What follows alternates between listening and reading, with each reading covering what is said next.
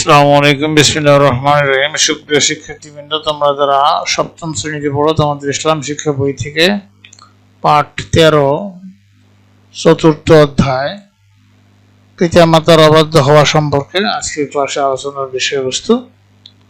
তো আমরা এটা নিয়ে আলোচনা করব যে পিতামাতার অবাধ্য হওয়া বলতে বোঝায় তাদের শ্রদ্ধা বা সম্মান না করা, পিতামাতার কথা মতো না চলা, তাদের নির্দেশ অমান্য করা।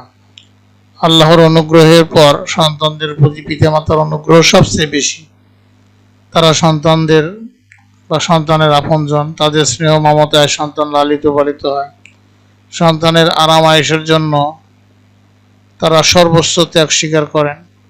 সন্তানের ভবিষ্যৎ উন্নতির জন্য তারা সব রকম ব্যবস্থা করেন। কাজেই সন্তানদের কর্তব্য হলো পিতামাতার বাধ্য থাকা। পিতামাতার অবাধ্য হওয়া জঘন্য অপরাধ। এর অপকারিতা অনেক।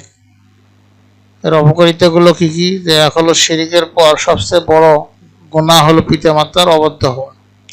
দুই হলো পিতামাতার অবাধ্য হওয়া পাপ এত ভয়াবহ যে স্বয়ং আল্লাহ তাআলা এই পাপ ক্ষমা করেন না।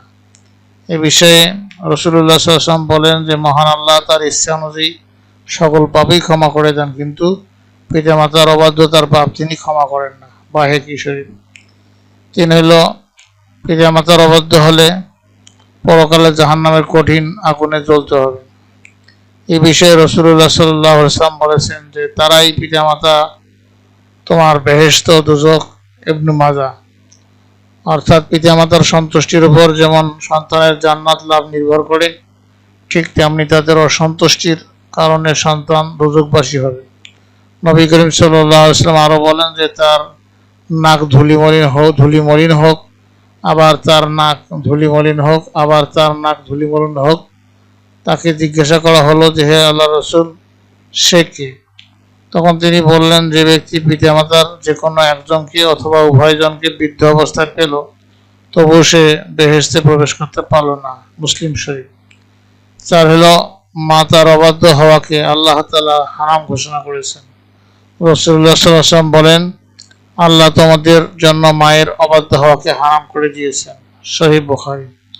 5 নম্বর হলো পিতা সন্তানের প্রতি অসন্তুষ্ট হলে আল্লাহ তাআলাও তার প্রতি অসন্তুষ্ট হন। রাসূলুল্লাহ সাল্লাল্লাহু আলাইহি ওয়াসাল্লাম বলেন যে পিতার সন্তুষ্টিতে আল্লাহর সন্তুষ্টি, আর পিতার অসন্তুষ্টিতে আল্লাহর অসন্তুষ্টি। তিরমিজি শরীফ। পিতামাতা সন্তানের কল্যাণেই কখনো তাদের শাসন করেন বা কড়া কথা বলেন, এটা সন্তানকে মেনে নিতে হবে।